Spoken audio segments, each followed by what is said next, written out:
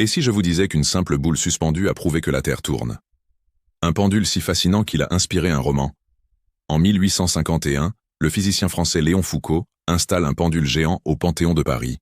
Une sphère de 28 kilos suspendue à un câble de 67 mètres. Il l'observe. Et surprise. Son plan d'oscillation semble tourner lentement tout seul. En réalité, c'est la Terre qui tourne sous le pendule. Ce mouvement, visible sur plusieurs heures, est une preuve spectaculaire de la rotation terrestre. Pourquoi un pendule aussi grand?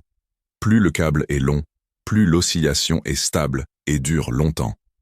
Et le poids? Il n'influence pas la vitesse mais permet de réduire les frottements et de maintenir un mouvement fluide. Avant de faire son expérience en public, Foucault teste son idée, dans sa cave.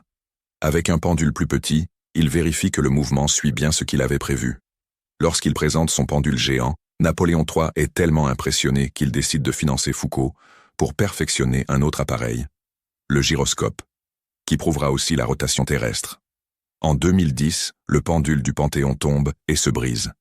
Il a heureusement été remplacé, mais l'accident a rappelé que même les expériences les plus emblématiques sont fragiles. Si on place un pendule de Foucault dans l'hémisphère sud, il tourne dans l'autre sens. Et à l'équateur, il ne tourne pas du tout.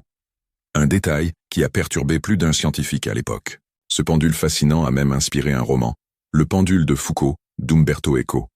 Mais attention, ce n'est pas un livre de science.